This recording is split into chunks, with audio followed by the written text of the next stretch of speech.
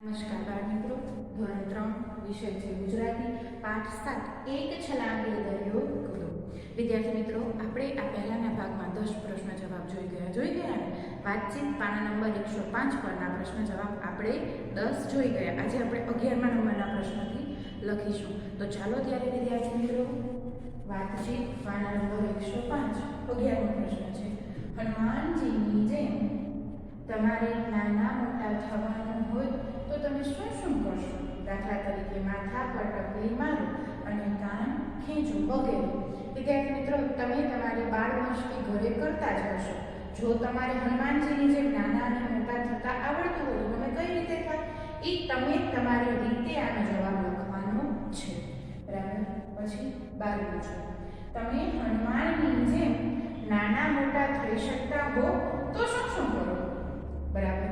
હવે તમને હનુમાનજીની જેમ નાના અને મોટા થતા આવડતું હોય તો તમે કઈ કઈ પ્રવૃત્તિ કરી શકો? દાખલા તરીકે તમે રમી શકો, પછી તમે તમારા માતા પિતાને મદદ કરી શકો. તો તમે શું શું કરી શકો એનો જવાબ તમારે વિચારીને અહીં લખવાનું છે.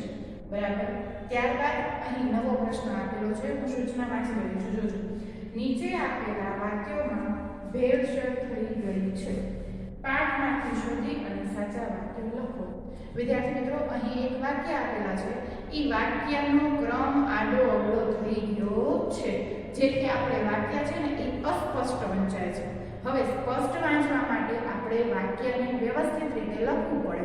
તો એ જ વાક્ય આપણે વ્યવસ્થિત રીતે લખવાનું છે. બરાબર. આડું અવળું વાક્ય છે એને વાક્યને આપણે ક્રમમાં લખવાનું છે. તો ચાલો ત્યારે. હતો બનાવતો માતાને સમય થયો રસોઈ.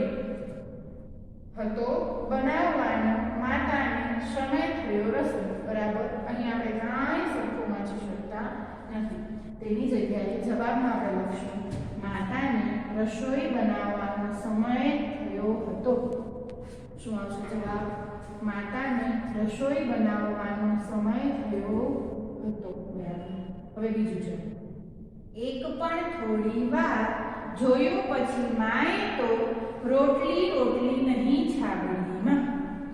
બરાબર. હવે જવાબ લખજો. થોડી વાર પછી માએ છાબડીમાં જોયું તો એક પણ રોટલી નહીં. બરાબર. ત્યારબાદ ત્રીજું. લંબાવીને પરથી ઝાડ હાથ દૂરના ફળ તોડી પોતાને લીધા પાકા.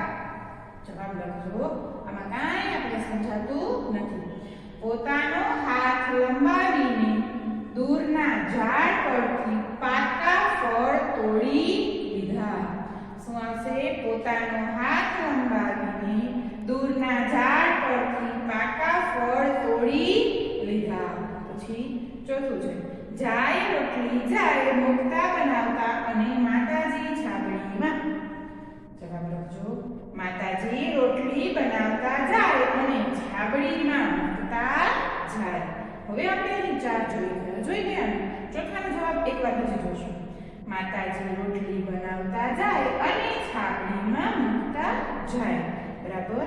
હવે આ 4 આપણે જોઈ ગયા છે. તમે શીખ્યા કે આડા અવળા છે એને આપણે યોગ્ય ક્રમમાં મૂકી અને વાક્ય ફરીથી લખ્યું છે. બરાબર ને વિદ્યાર્થી મિત્રો? તો આ 5મું છે ને તમને તમારી જાતે કરવાનું છે. પકડીને થતા અંગૂઠો હાથનો છે તને મોટા આવડે જમણા.